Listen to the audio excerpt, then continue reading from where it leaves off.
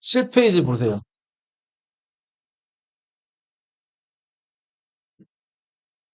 고조선 멸망하고 한 4군 만들어졌는데 한 4군 대표적인 거 평양에 있었던 거.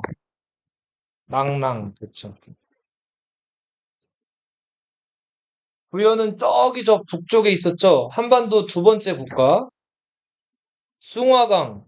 우리말로 쓰면은 송화강 유역에 있었죠.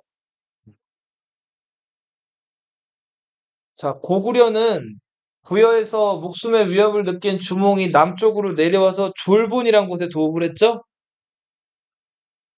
부여나 고구려나 공통적으로 왕이 있었어요, 없었어요? 있었죠. 헤브루 왕, 금화 왕, 동명성 왕이 있었죠. 그리고 둘 다 공통적으로 몇 부족 연맹체? 오부족 연맹체였죠.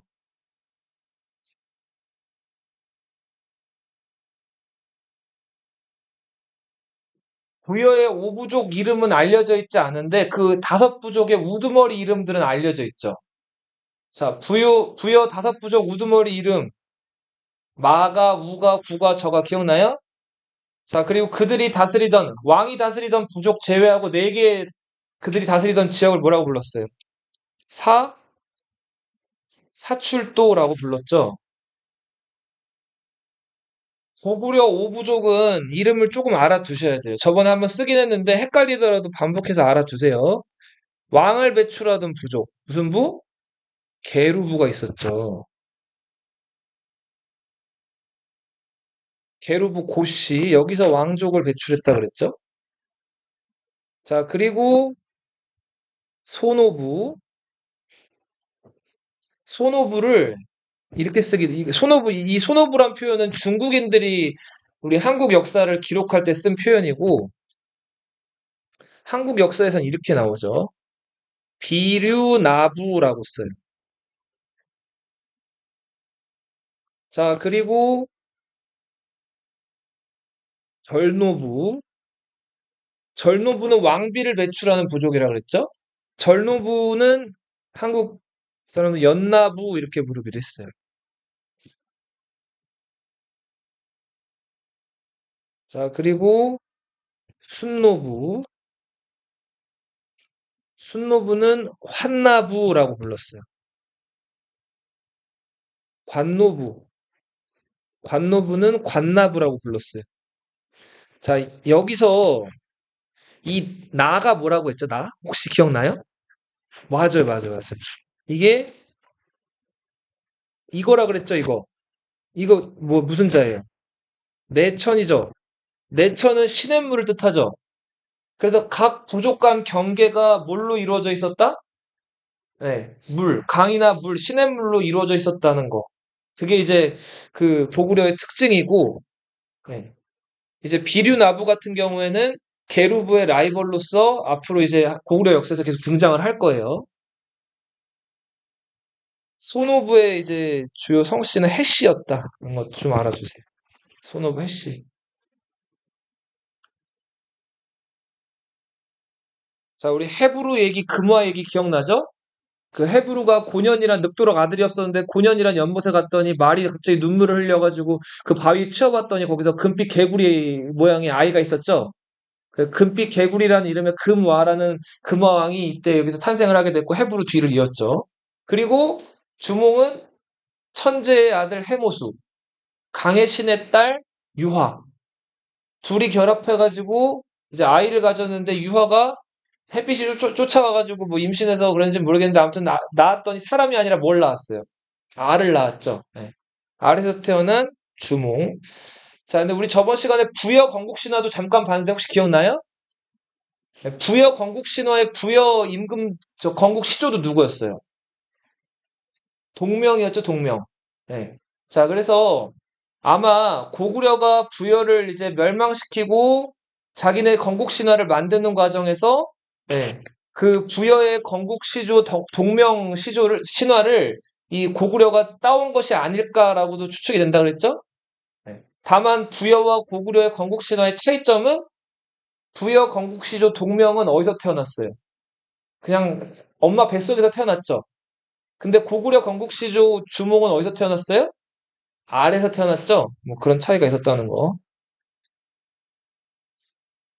자, 그리고 부여에서는 잘못을 저지르면 몇 배로 갚겠죠? 12배로 갚겠죠? 일책 12법. 그리고 소의 발굽으로 점을 치는 거, 이거를 뭐라고 불렀죠? 우제전법이라고 불렀어요. 간음하는 게 뭐예요? 간음. 간음. 간음? 바람 피는 거, 바람 피는 거. 투기가 뭘까요? 질투하는 거. 자, 간음하거나 바람 피거나 질투하는 부인은 어떻게 죽였대요? 네, 사형에 처했대요. 어떻게 죽였는지 저번에 잠깐 얘기했는데 죽인다. 너무 끔찍하다. 자, 산에다 버렸다 그러죠? 예. 죽인 다음에 산에다 버려가지고 예. 시체를 못 가져가게 했다 그래. 시체를 가져갈 가족들이 시체를 가져가게 하려면 어떻게 했다 그래요? 예, 돈을 나라에다 내야 돼. 아무튼 이렇게 여자에 대해서 좀 엄격했던 나라가 부여다. 그리고 고구려 같은 경우는 결혼 풍습. 자, 결혼할 때 남자가 여자 집에 간다 그랬죠? 예. 이거 무슨 죄라 그랬죠? 맞아요. 오, 잘 기억하고 있네. 자, 여자의 아버지, 그러니까 부인의 아버지를 뭐라고 불러요? 장인어른이라고 부르죠. 그래서 남자가 장인어른 집에 가는 거를 뭐 간다? 장가 간다. 이렇게 표현한다 그랬죠? 장가 간다. 예. 자, 장가 가서 장가는 장인어른 집이고 장인어른 집 옆에다가 뭘 짓는다고? 서옥을 짓는다 그래서 사위의 집을 짓는다 그랬죠? 자, 사위의 집을 지어서 여기서 신혼생활을 하죠. 그러다 아이가 생기고 아이가 어느 정도 크면은 그제서야 독립을 한다 그랬죠. 그럼 그 전까지 뭐 해줘야 돼요? 장인어른 집에다. 농사도 짓고 이거저거 일을 해줘야 되죠.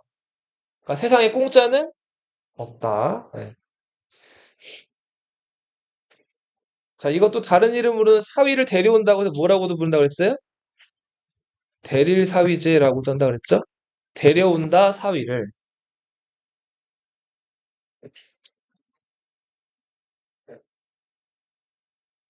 요거 하나 기본적으로 좀 알고 있을지도 모르겠는데. 자, 어, 엄마가 엄마의 아빠나 엄마의 엄마를 외할아버지, 외할머니죠, 너희들한테는. 그 외가댁이라고 하죠. 엄마한테 외가댁은 엄마가 보통 뭐라고 불러요? 엄마 집 이렇게 불러요? 엄마가 그래 친정이라고 부르죠. 예. 자, 엄마가 외가를 그러니까 자기 집을 얘기할 때 친정이라고 부르죠. 그럼 엄마가 아빠 집을 뭐라고 불러요? 시댁이라고 부르죠. 시댁. 들어봤어요? 그래서 남편의 엄마를 뭐라고 불러요? 시어머니. 남편의 아빠를 시아버지.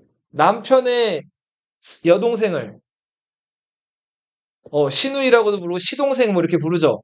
그죠? 자, 시자가 들어가죠. 여자 입장에서 남자 집을 시집이라고 부르죠. 그래서 여자가 남자 집으로 가는 걸 뭐 간다? 시집 간다 이렇게 표현하는 거예요. 근데 고구려는 남자가 여자 집으로 가는 거, 장인어른 집에 가는 거 뭐 간다? 장가 간다. 고구려 전쟁이 많아가지고 전쟁 나서 형이 죽으면 원래 형수는 자기네 시집으로 저기 자기네 친정으로 돌아가죠. 자, 근데 그거 돌아가면은 손실 아니에요. 그래서 그 남자의 동생, 남동생이 형수랑 결혼하는 거죠. 그러면 안 돌아가도 되니까. 형이 죽으면 동생이 형수를 취하는 거예요. 얻는 거예요. 무슨 죄? 형사 취수죄. 자, 그리고 부여는 춥다 그랬죠. 저 미라서. 그래서 사냥도 많이 했는데 12월이 되면 사냥 잘 되게 해주세요 하고 하늘에 제사 지냈다 그랬죠. 자, 부여의 제천 행사. 아닌데? 영고죠, 영고. 오, 좋아요. 자, 근데 이거 이렇게 외우면은 시간 지나면 바로 까먹거든요. 자, 이거 좀 더 헷갈릴지도 모르겠지만 원론적으로 알아두셔야 돼요. 여기서 영은 뭘까, 영? 영, 환영한다는 거예요. 고는 뭘까요? 북이에요, 북. 소고, 신문고, 들어봤죠? 자, 둥둥둥 북을 치면서 사냥감을 환영하는 거예요. 네. 그래서 영고예요. 몇 월에 한다고요? 12월. 왜 12월에 하죠, 이거? 겨울잠 자기 전에 짐승들이 뚱뚱하다 그랬죠? 살이 통통이 올랐을 때. 그리고 또 눈이 내리면은 짐승들 왔다 갔다 하면 뭐가 생긴다 그랬어요. 12월에 하는 거예요. 고구려 제천 행사는 동맹이었죠. 고구려가 동쪽을 좀 신성시한다 그랬죠? 자, 그래서 고구려는 중요한 행사라든지 국가 중대사를 논의할 때 동쪽에 있는 커다란 동굴에서 행사한다 그랬어요. 북동, 대, 구멍, 혈. 혈.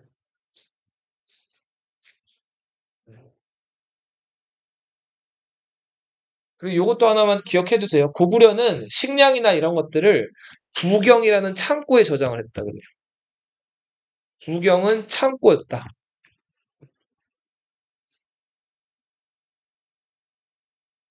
자, 부여의 특산품은 말, 희익 말과 주옥, 붉을 주자, 붉은 옥. 모피는 뭘까, 모피? 국물이 가죽. 예, 모피 정확하게. 모가 뭘까요, 모가? 털. 피는 뭘까요? 가죽이에요, 가죽. 곰이나 호랑이 같은 것들, 이제 죽인 다음에 이걸 이렇게 벗겨내면 가죽 위에 뭐가 붙어 있어요? 털이 붙어 있죠. 예, 그래서 왜 산적 두목이나 왜 혹은 뭐 저 사극이나 이런 데서 보면 임금님이나 귀한 사람들이 호랑이 가죽이나 뭐 이런 곰 가죽 같은 거 이렇게 덮고 있기도 하잖아요. 그죠? 그게 모피예요. 예. 자, 그리고 부여는 평야가 많아서 농사 짓기도 유리했지만 날씨가 추워가지고 농사만 지을 수는 없고 뭐도 같이 했다? 예, 사냥도 하고 목축도 같이 했다는 거. 이걸 뭐라고 불렀죠? 반농, 반목. 고구려는 식량이 부족했기 때문에 농사로만은 이제 해결이 안 돼서 주변 부족들이나 주변 나라들을 약탈해가지고 그걸 뺏어 먹었다 그랬죠? 약탈 경제. 예. 자, 이제 다시 앞에 그림으로 가서 옥저 동의 사만을 좀 볼게요. 자, 여기 5페이지 보세요. 여기 보시면 선생님 봐봐. 요 강, 중국이랑 한국을 가로지르는 요 강, 이렇게. 이거 무슨 강이었죠? 중국어로 쓰면 랴오허 강. 이거 우리말로 두 글자로 쓰면 뭐라고 썼어요? 요하. 요하죠, 요하. 네, 요하를 중국어로 읽으면 랴오허라고 읽는 거예요. 요하의 동쪽을 뭐라고 한다 그랬어요? 요동. 요하의 서쪽을 요서. 고조선, 부여, 고구려 이런 나라들은 요서에 있었어요? 요동에 있었어요? 요동에 있었죠?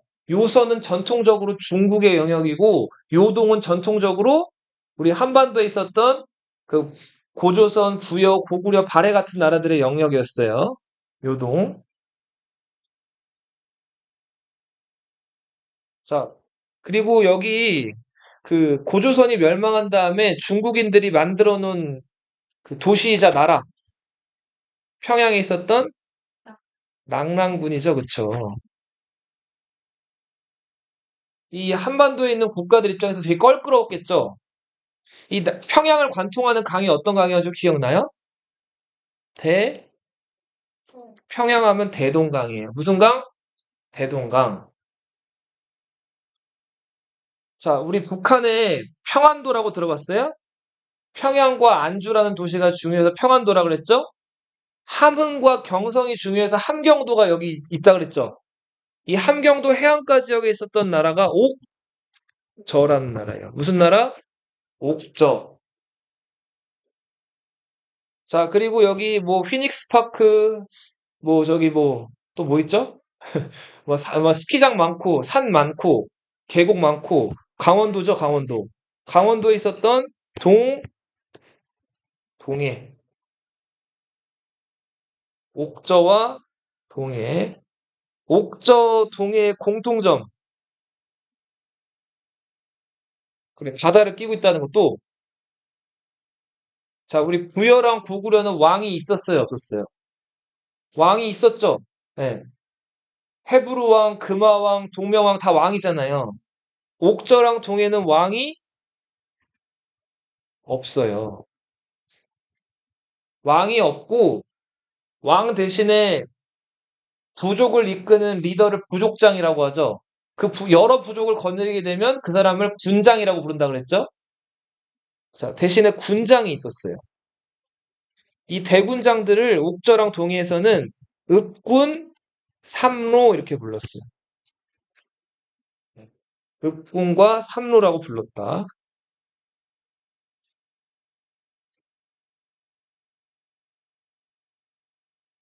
자, 옥저라는 나라는 독특한 결혼 풍습이 있었는데 아까 고구려는 남자가 여자 집에 갔죠. 옥저는 여자가 남자 집에 가요. 자, 이런 제도를 민며느리제라고 해요. 자, 이거 보세요. 어, 아들의 부인을 며느리라고 하죠. 그죠? 그러니까 며느리가 될 여자를 한 10살 전후, 그러니까 지금 너희 나이 때 정도라고 보면 돼요. 네. 너희 나이 때 남자 집으로 데리고 오는 거예요. 어. 아마 집안 대 집안끼리 결혼하기로 약속을 했겠죠? 그러니까 결혼할 어린 여자애들을 남자 집으로 데리고 와요. 여자가 남자 집으로 오는 거죠. 결혼하기 전에 미리 데려오는 거죠. 그쵸? 미리, 미리예요, 미리. 며느리를 어떻게 데려오는 거라고요? 미리 데려오는 거예요, 어릴 때. 그래서 얘를 먹여주고, 재워주고, 입혀주고 해서 키워요. 남자 집에서. 그러다가 여자가 다 커요. 18, 20이 돼요. 그럼 결혼할 때가 됐죠? 그러면은 여자 집에다가 남자 집에서 예물을 치른 다음에 완전히 결혼을 시킬 수가 있는 거예요. 이게 민며느리제예요. 네. 자, 여자가 남자 집으로 가는 거, 여자 입장에서 남자 집은 시집이죠? 뭐 간다? 시집 가는 거예요. 그러니까 여자가 남자 집으로 가는 거다. 어린 여자애를 남자 집으로 데려와서 먹여주고 재워주고 입혀주고 해서 키운 다음에 완전히 결혼하려면 여자 집에다가 예물이나 돈을 치러야 돼요. 자, 그리고 옥저에서는 또 독특한 풍습이 있었는데 엄마, 아빠, 자식 다 가족이죠. 자, 먼저 아빠가 죽어요. 아빠가 죽으면 시체를 땅에다가 묻어요. 근데 완전히 깊숙이 묻는 게 아니라 임시로 묻어요. 자, 이걸 가매장이라고 하는데 가라고 하는 건 임시란 뜻이 있어요. 임시로 묻어요. 그럼 시간 지나면은 어떻게 될까요? 살은 썩겠죠? 뭐만 남아요? 뼈만 남겠죠? 그럼 그 뼈를 추려요. 모아요. 그래서 곽에다가 담아요. 자, 그리고 엄마가 죽으면 엄마도 똑같이 해요. 뼈만 추려가지고 곽에 담아요. 이렇게 해서 가족들끼리, 가족 뼈를 다 모아가지고 한 상자에다가 담는 거예요.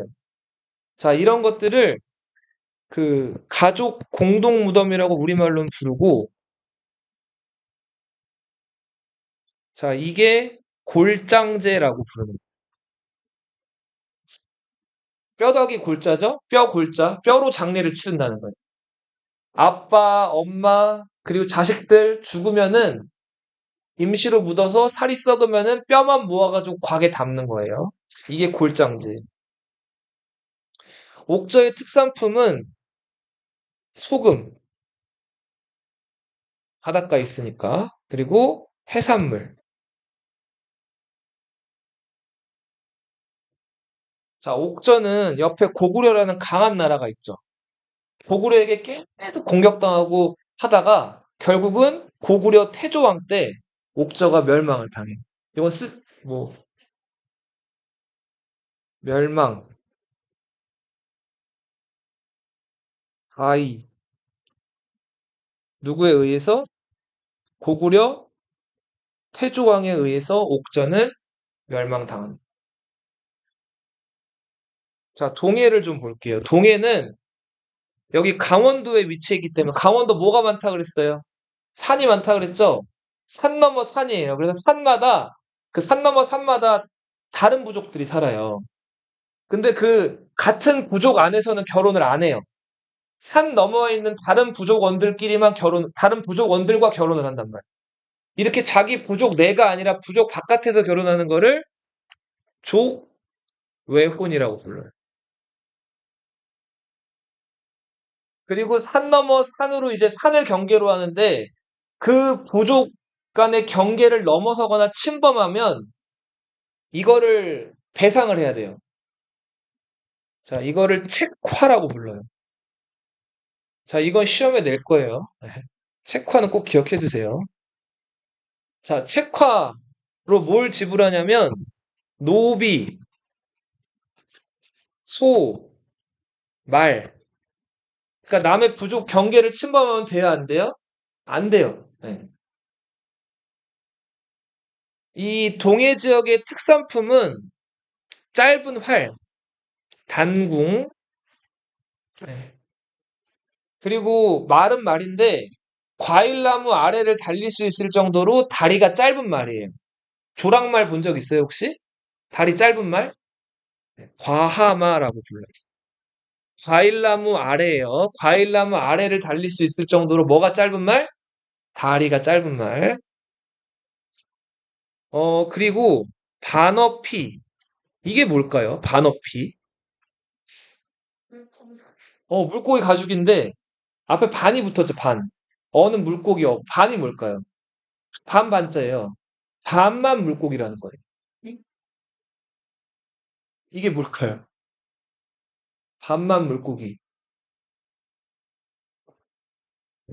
물개예요, 물개. 아, 물개. 바다사자.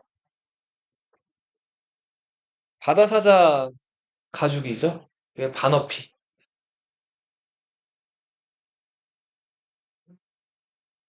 동해 역시도 고구려가 팽창할 때 고구려에게 계속 시달리다가 결국은 고구려에게 흡수되지 않았나라고 추측들을 해요. 동해가 어떻게 망했는지는 기록이 남아있진 않아요. 자, 그리고 여기 그 한강이 있죠? 남한강과 북한강이 만나가지고 양수리에서 만나서 흘러나가죠? 자, 요 경기도, 충청도, 전라도 일대에 있었던 마한이란 세력이 있었어요. 마한. 그리고 경상남도 일대에 있었던 무슨 한? 변한. 변한은 낙동강 하류에 있었죠. 그리고 해안가에, 동해안 해안가에 있었던 진한. 자, 마한, 변한, 진한, 몇 한? 4만이죠. 마한은 이 아래 이렇게 목지국 같은 조그만 소국이 54개가 있었어요. 자, 변한 아래는 몇 개의 소국? 12개의 소국이 있었어요. 진한이라고 불리는 이 연합체에는 몇 개의 소국? 역시 12개의 소국이 있었다.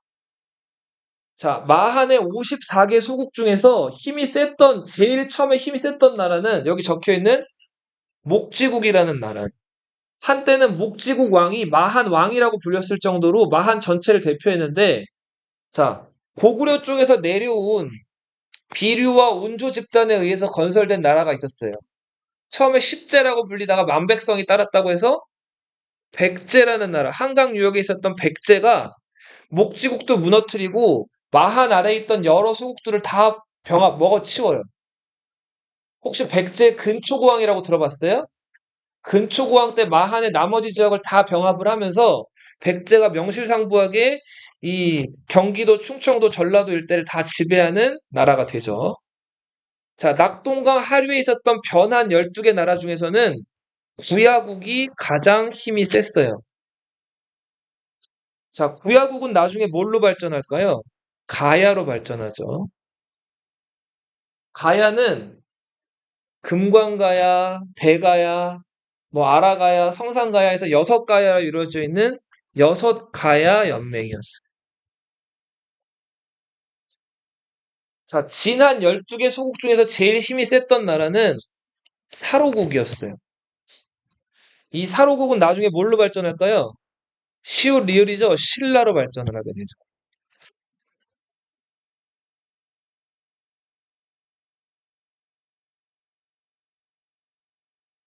자, 사만의 특징을 한번 정리해 볼게요. 마한, 변한, 진한 요 사만에는 왕이 있었다 없었다?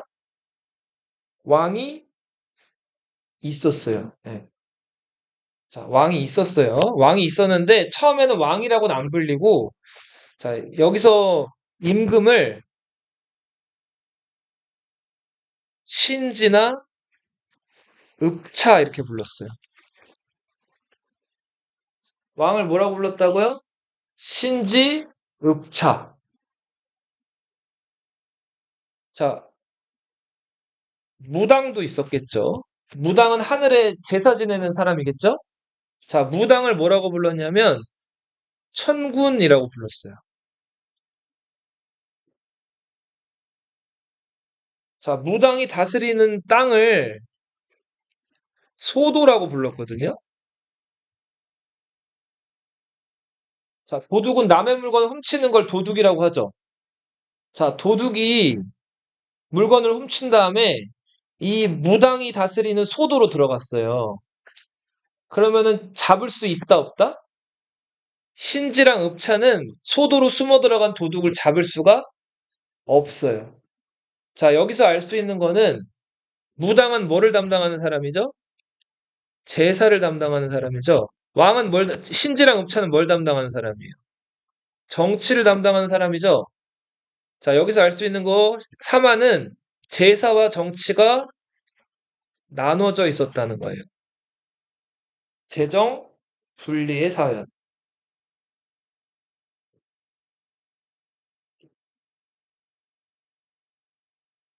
자, 이 사마는 남쪽이죠. 따뜻하고 비도 많이 온단 말이에요. 농사가 잘 됐겠죠. 일찍부터 벼농사가 발달하는데, 벼농사는 많은 사람들이 이제 모내기를 한 번에 같이 해야 되고 한단 말이에요. 그러니까 같이 이제 일을 해야 되는데, 자, 봐봐. 여기 뭐, 준하네 집, 그리고 저 지한이네 집, 뭐, 서윤이네 집, 다 농사를 짓는다고 쳐봐. 옛날 옛적이라서. 그러면은, 준하네 식구 4명만 가지고 그 넓은 논을 모내기를 하고 잡초 뽑고 하는 게 쉽지가 않아요. 농사는 일손이 많이 들어가거든요. 그래서 어떻게 하냐면, 준하네 집, 지한이네 집, 서윤이네 집 같이 모여가지고 준하네 논을 같이 일을 해주는 거예요. 그 다음 차례는 지한이네 집, 그 다음 차례는 서윤이네 집, 주인네 집 이렇게 가족들끼리 모여가지고 한 그 일손이 필요한 논만 집중적으로 같이 일을 하는 거예요. 자, 이런 거를 두레라고 불러요. 포맛이라고도 부르는데 공동 노동 조직인 거예요.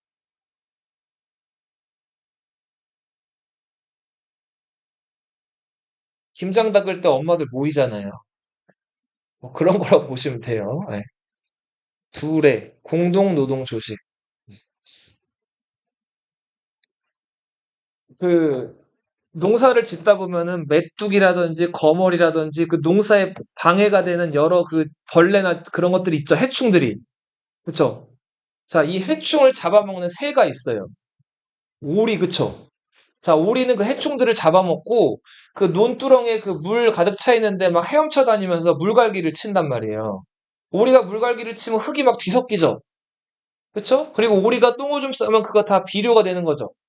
그래서 농사에 굉장히 도움이 되는 아주 이로운 새, 오리죠. 그 오리는 곧 풍년을 상징한단 말이에요.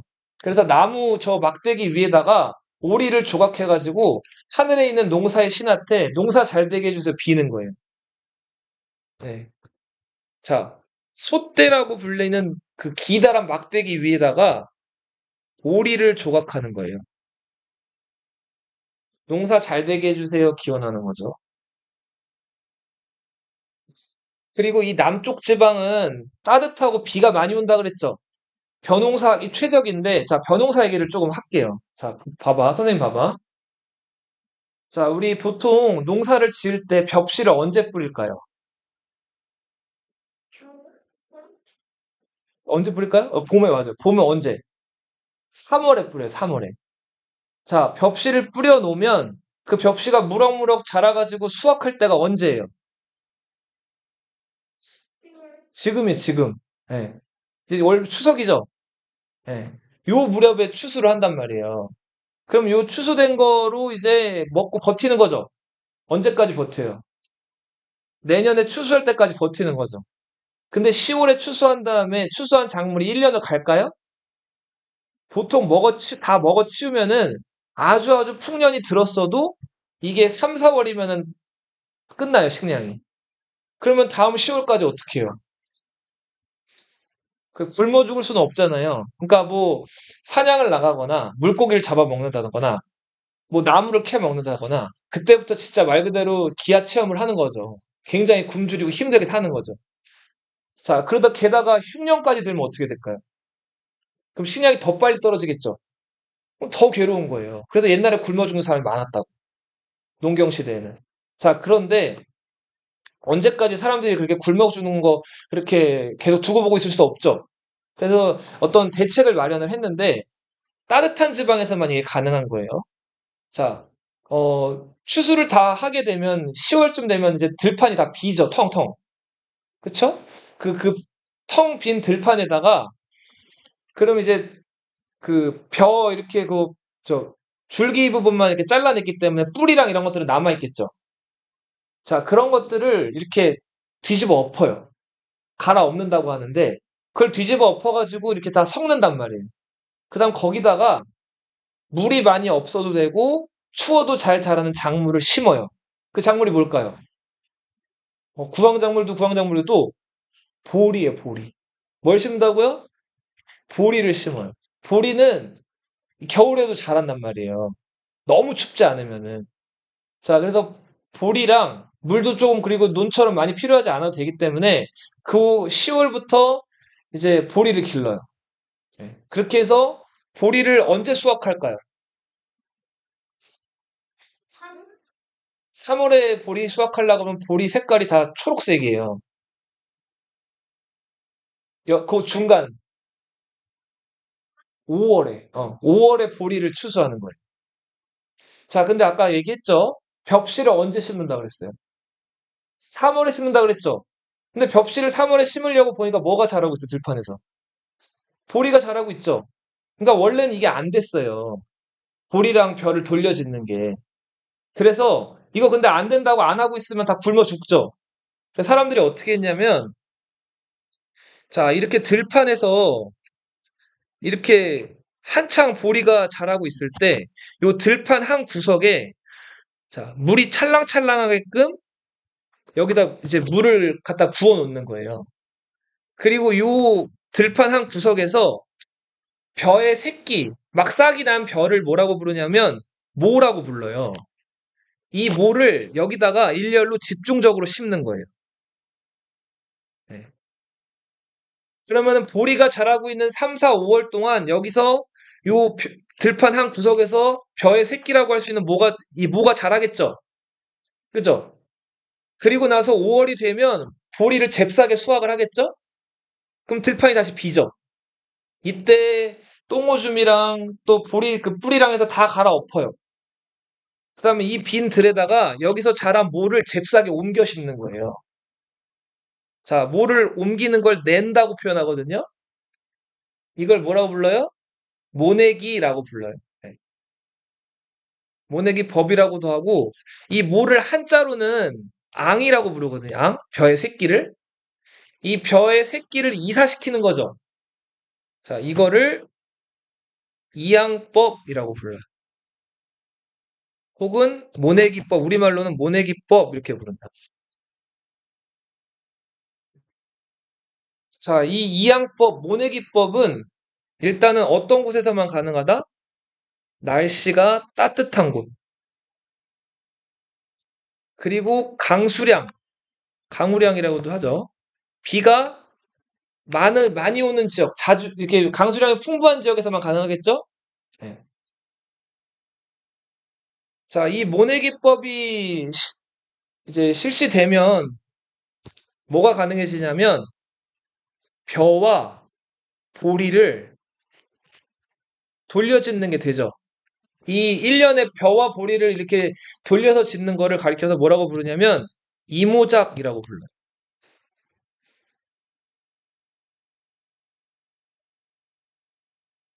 자, 그렇게 해서 이제 5월에 보리를 추수하면 그걸로 추석 때까지 먹고 버티는 거예요. 이해돼요? 네. 자, 이게 모내기법이라고 하는 거예요. 이 남쪽 지역에서는 따뜻했고 비가 많이 왔기 때문에 일찍이 이게 가능했다. 자, 그런데 정부, 그러니까 나라에서는 앞으로 이제 고려 조선시대 계속 농사 얘기하면 나올 수도 있는데 이 모내기법을 권장을 했을까요? 안 했을까요? 안 해요. 이거를 어떤 경우에는 금지시키기도 하거든요. 이걸 왜 금지시켰을까요? 자, 너희 다 10살 넘었죠? 너희 벌써 봄을 10번 이상 겪었죠? 자, 우리나라 봄 하면 3, 4, 5월이죠? 3, 4, 5월에 비가 잘 와요, 안 와요? 안 와요. 오더라도 되게 변덕스럽죠? 어떤 날은 오고 와도 아주 찔끔찔끔 오거나 막 좀 알 수가 없잖아요. 근데 특히 봄 가뭄이 심해요, 우리나라가. 자, 그런데 이 모판에서 항상 물이 찰랑찰랑 유지가 돼야지 그 모들이 물을 무럭무럭 뽑아 먹으면서 큰단 말이에요. 근데 비가 와야지 이게 어느 정도 유지가 되는데 만약에 가뭄이 들어봐요. 그럼 여기다 일렬로 심어놨던 모가 어떻게 될까요? 다 말라 죽는 거예요.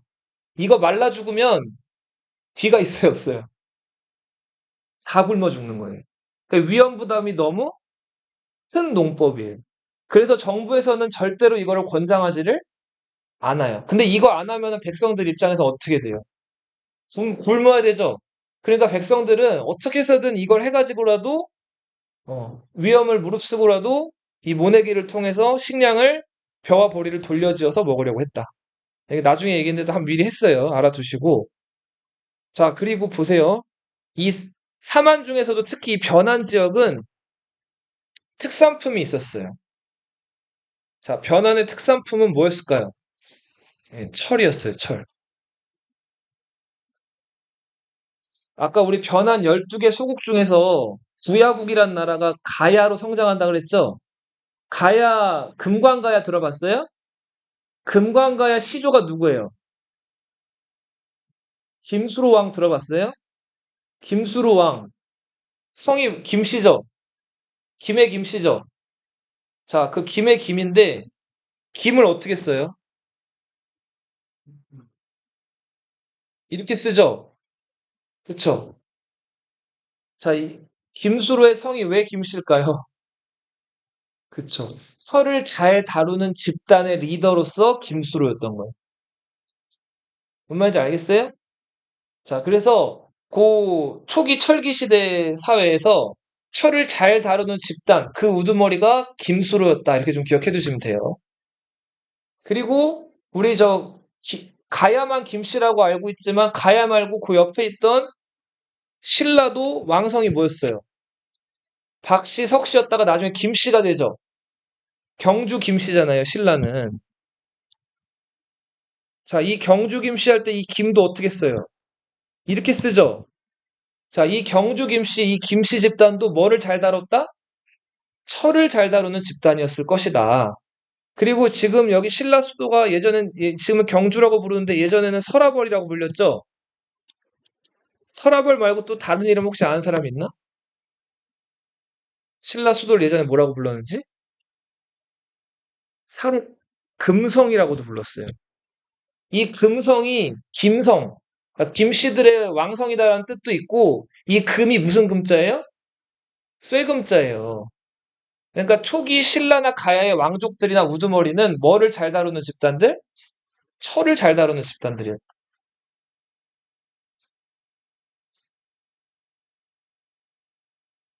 자, 이제 넘어가서, 어, 여기 빈칸은, 요거 하나 안 했네요. 요거 하나만 써놓을게요, 그다음.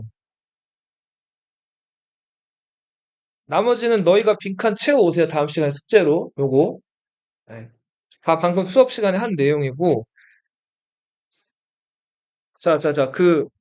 동해도 제천 행사가 있었거든요. 동해 제천 행사는 무천이라고 불렀어요. 10월에 무는 무슨 무자일까요? 찍어봐요. 싸울 무 또 무, 어? 없을 무 또 무역할 때 무 또 춤출 무자예요. 무용할 때 무자거든요. 네. 천은 무슨 천자일까요? 하늘 천자예요. 동해 사람들은 춤추는 거 좋아했어요. 우리나라 사람들 춤추는 거 좋아하죠.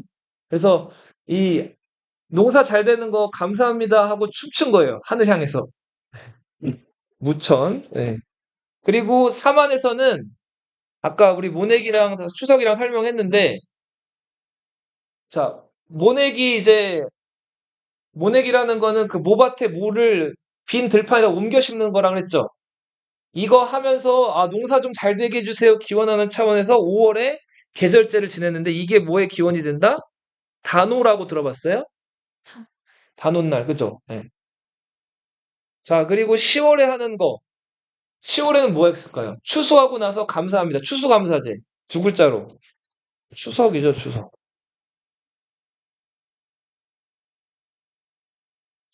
추석하지 않았는데 다음에는 어떤 게 있어?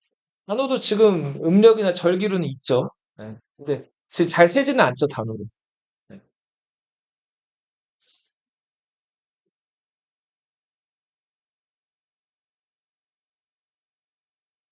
자, 넘어가세요.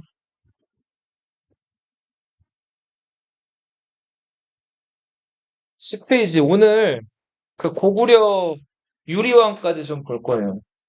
고구려는 나라 이름이 왜 고구려일까요? 그, 고가 무슨 고자일까요? 왕의 성씨예요. 왕성. 고주몽이죠, 고주몽. 자, 구려는 뭘까요? 구려. 에이, 구려 이거예요? 구려는 뭐예요? 구려는 한자고 구려를 순 우리말로 쓰면 구루라고 써요. 구루. 구루가 뭘까요? 성이에요, 성. 성벽할 때 성이라고. 시의 성인. 도시의 나라면서 성이 많은 나라. 고구려 저 만주벌판 요동에 가보면은 산이 엄청 많거든요. 그 산 위에 능선 따라서 고구려 사람들이 뭘 쌓아놨을까요? 돌로. 산성을 쌓아놨어요. 고구려는 뭐의 나라다? 산성의 나라예요. 성의 나라라고. 적이 들어오면 적이 중국 사람들이 쳐들어오면 고구려 사람들은 어디로 들어가 숨을까요? 산성에 들어가 숨는 거예요. 우리 저 수나라 군대 쳐들어왔을 때, 당나라 군대 쳐들어왔을 때, 뭐 영계소문, 양만춘 이런 사람들 어디 들어가서 싸웠어요? 안시성, 요동성 이런 데 들어가 싸웠죠. 예. 고구려 사람들은 어디 들어가 싸운다고요? 성에 들어가 싸우는 거예요.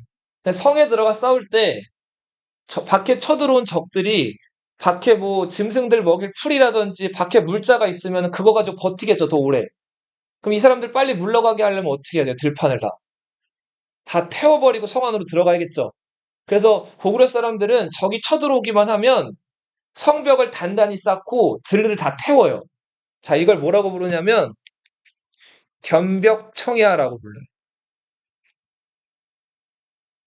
자, 고구려의 대중국 전술이에요. 중국인들이 쳐들어오면 어떻게 한다고요? 성벽을 단단하게 쌓는 거예요. 그리고 뭐를 태운다고요? 들을 다 태워버리는 거예요. 말이나 소나 뭐 먹을 풀 같은 거 다 없게끔 다 태워버리는 거예요. 농경지든 뭐든. 그리고서 그 안에서 버티는 거예요. 자, 그 전략에서 성 안에 들어가서 버티는 걸 혹시 두 글자로 뭐라고 하는지 들어봤어요? 농성이라고 하죠. 성 안에 들어가서 안 나오고 버티는 거. 이걸 뭐라고 한다고요? 농성. 이게 고구려 전략 전술이에요. 그래서 그 큰 중국으로부터 고구려를 700년 동안 지켜낼 수가 있었다. 네. 자, 우리 저번 시간에 건국신화 읽어봤죠? 그, 네. 해모수와 유하의 아들, 주몽이 아래서 태어나서 7살 때부터 활 잘 쐈고, 인기 많아서 질투 많이 당했고, 남쪽으로 내려왔잖아요. 그쵸? 이때 뭐 물고기나 자라들이 도와줬죠? 자, 그리고 남쪽으로 내려와가지고, 처음에 수도로 삼은 곳이 어디였어요?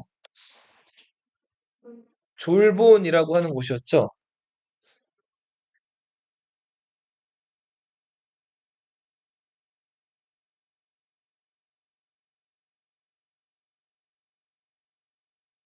자, 이 사이트도 알아주세요. 이게 한국사 데이터베이스라고 국사편찬위원회, 우리나라 세금으로 운영되는 그 역사 공공기관에서 운영하는 사이트예요. 여기 들어가면 그 삼국사기나 삼국유사 번역된 것들, 그 고려시대 자료, 조선왕조 실록 들어봤죠? 이 자료 원문이랑 번역된 걸 다 공짜로 볼 수가 있어요. 예. 그러니까 사학과 학생들은 정말 자주 들어가는 사이트예요. 예. 이제 학교에서 레포트를 하거나 숙제를 하거나 연구를 하거나 할 때 다 이 사이트를 참고하니까 잘 알아두세요. 알겠죠? 너희들이 그동안 봤던 만화책, 유튜브, 재미난 것들도 의미가 있어요. 좋은 자료들인데, 그거는 2차, 3차, 4차 가공이 된 거죠. MSG가 들어간 거지. 이거는 오리지널이에요. 네. 자, 여기 보면은 삼국 사기를 들어가 보시고, 여기 삼국 사기 김부식이라는 사람이 썼는데, 자, 고구려 백제 신라라고 보통 많이 읽죠? 근데 어느 나라 봉기가 제일 먼저 기록돼 있어요? 신라 봉기가 기록이 돼 있죠? 그죠? 신라가 삼국을 통일했으니까. 그리고 김부식은 어디 김씨다? 경주 김씨예요. 신라 왕족의 후예죠? 네, 삼국사기의 기본 계승 관점은 신라 계승이에요. 네. 자, 신라 봉기가 제일 먼저 나와 있고, 그 다음 무슨 봉기예요? 고구려 봉기가 있죠? 자, 고구려 봉기를 보면 시조, 동명성왕에 대한 기록이 있고요. 그 다음에 유리왕에 대한 기록이 있죠. 동명성왕. 자, 원년 주몽이 고구려를 건국했다. 저번 시간에 본 사료고 좀 내려가서 자, 주몽이 네. 자, 이제 졸본으로 내려왔어요. 졸본으로 내려왔는데 내려와 가지고 뭐 사람들도 만나고 졸본에 도읍을 했어요. 자, 그다음에 이제 그 뒤에 이야기거든요. 요거를 준하가 한번 읽어볼게요. 주몽은 그 토양이 기름지고 아름다우며 자연 지세가 험하고 단단한 것을 보고 드디어 도하려고 하였으나 궁시를 지을 겨를이 없었기에 단지 비류수가 초막을 짓고 살았다. 비류수 주변에다가 초가집을 짓고 살았대요. 좀 이렇게 초가집까지는 아니었겠지만 좀 허름한 이렇게 궁궐같이 해놓고 살았겠죠? 아까 그리고 비류나부 잠깐 얘기했던 거 기억나요? 네. 비류수라는 시냇물이 있는데 그 강가가 있는데 그 강 주변에 아까 이제 뭐 얘기가 좀 나올 거예요. 네, 나라 이름을 하려라 하였는데 이로 인하여 고를 성씨로 삼았다. 왕성이죠. 고씨는 고주몽. 이때 주몽의 나이가 몇 살이래요? 22세래요. 한 효원제 건소 2년 신라 시조 협거세 21년 갑신년이었다. 사방에서부터 읽어보세요. 사방에서 사방에서 듣고 와서 따르는 자가 많았다. 그 땅이 말갈부락에 있다 했기에 침입과 침입과 도적질의 피해를 입을까 두려워하여 마침내 그들을 물리치니 말갈이 두려워 굴복하고 감히 침범하지 못하였다. 말갈이라고 하는 부족 이름은 나중에도 나올 건데 너희 혹시 여진족이라고 들어봤어요? 네, 거란족, 여진족 들어봤죠? 외에도 들어봤고 여진족의 저 먼 조상이 말갈이라고 보시면 돼요. 네, 말갈족. 네. 자, 왕이부터 읽어보세요. 계속. 왕이 비류수 가운데로 채소잎이 떠내려 오는 것을 보고 상류에 사람이 있는 것을 알았기에 사냥을 하며 찾아서 비류국에 도착하였다. 그러니까 아까 비류수가에다가 초막 짓고 살았다 그랬잖아요. 근데 비류수라는 그 강가 그 상류에서 뭐가 떠내려왔대요? 채소잎이 떠내려왔다고 하죠. 채소를 누가 먹고 버린 거가 이제 떠내려온 건데 그게 있다는 거는 위에 누가 산다는 거예요? 사람이 산다는 거죠. 그래서 이 올라가 본 거죠. 자, 요거 그 나라부터는 수연이가 읽어보세요. 그 나라의 왕. 그 나라의 왕장이 나와서 보고하기를 과인이 바다 깊숙한 곳에 치우쳐 있어서 일찍이 부자를 보지 못하였는데 오늘 서로 만나니 또한 다행이 아닌가? 그러나 나는 그대가 어디서 왔는지 알지 못하겠다라고 하였다. 네. 지금 송양이라는 사람이 이제 나와가지고, 네, 주몽이랑 대화를 나눈 내용이에요. 근데 과인이라고 하는 거는 임금이 자기를 낮춰 부를 때 과인이라고 불러요. 네. 자, 그랬더니 주몽, 이게 동명왕이죠. 주몽이 답하여 말하기를부터 지한이가 읽어보세요.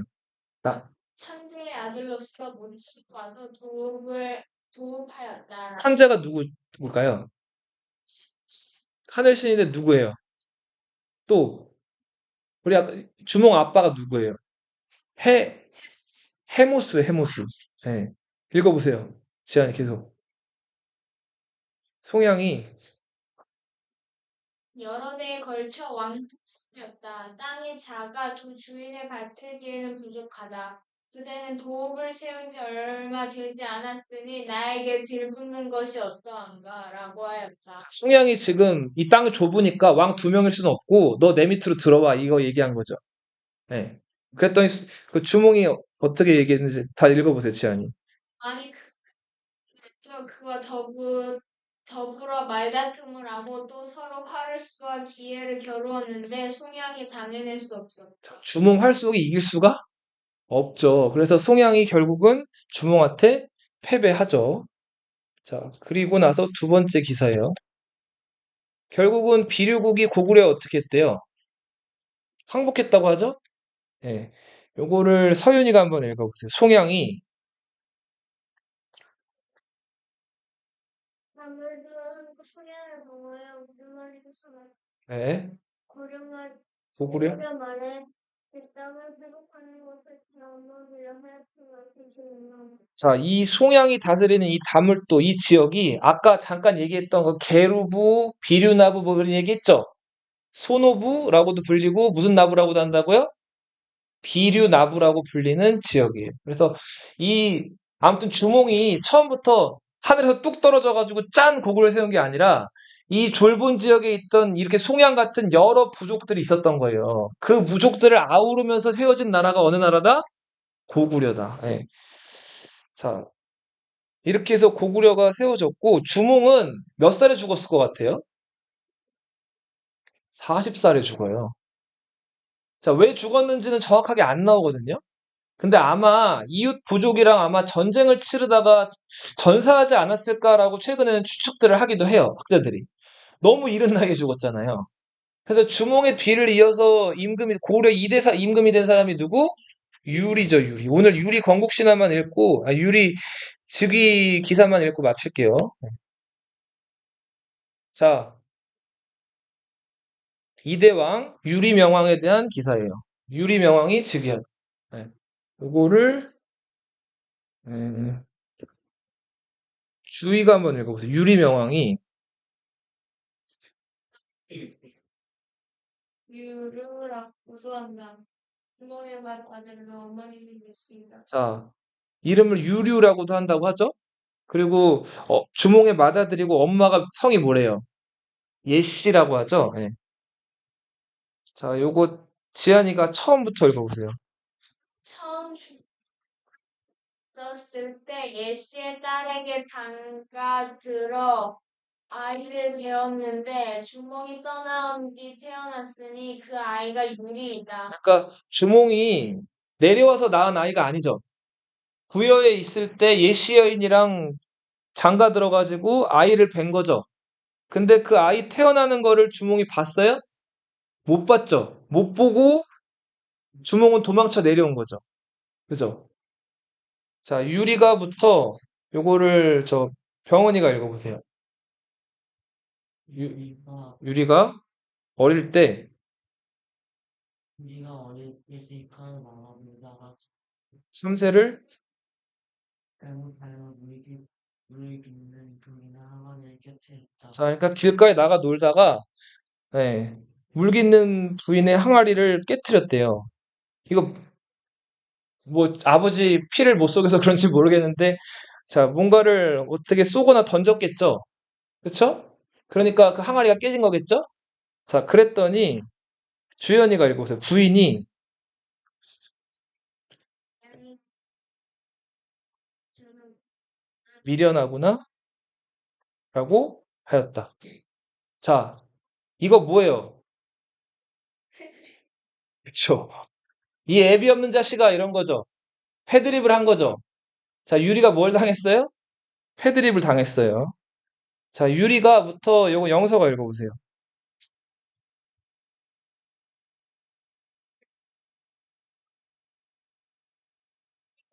라고 하였다. 자, 화가 많이 나가지고 자기 이제 몰랐던 아버지에 대해서 엄마한테 막 물어보는 거죠. 뭐 울먹였겠죠. 네, 그리고 또 읽어보세요. 영서.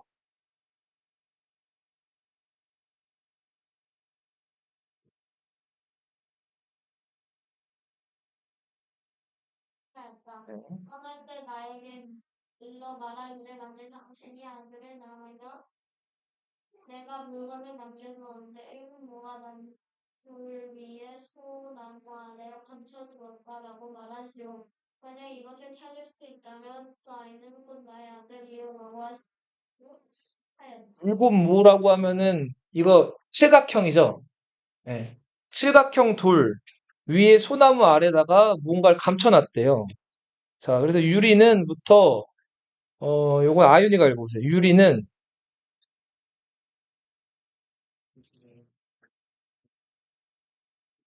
하지 못하고 피곤하여 돌아왔다. 하루는 아침에 마님은 주춧들 사이에서 소리가 나는 것 같다 다가가는 보니 주춧돌에 일곱 모가 있었다. 자, 그러니까 주춧돌이라고 하는 건 기둥을 세우기 위해 박아놓은 그 돌이죠. 예. 거기서 소리가 나는 것 같아 다가가 봤더니 주춧돌에 각이 일곱 모가 있었대요. 예. 이에 주몽의 징표를 찾아낸 거죠. 부러진 칼을. 자, 마침내 또 소명과 함께 떠나 졸문에 들어 왕은 듣고 부러진 칼을 붙였다. 네. 왕이 자기가 가지고 있던 부러진 칼 한 마리를 합치니 이어서 하나의 칼이 되었다. 왕이 이를 기뻐 누르는 태자는 사람인데 육체의 이르가 왕이라니. 이렇게 해서 2대 왕 유리가 이제 태자가 됐는데, 자, 그쵸. 부러진 칼 이야기. 자, 이때 원래 주몽이 졸본으로 내려와가지고 그 지역 실력자의 딸과 결혼했죠. 근데 그 여자는 이미 우태라는 남자와의 사이에서 아들이 있었죠. 그 아들 둘은 누구였어요? 비류와 온조였죠. 유리가 내려와서 태자가 되니까 비류와 온조는 입지가 좁아졌고 어디로 내려가요? 남쪽으로 내려가죠. 그렇게 해서 세워진 나라가 백제죠. 여기까지 할게요.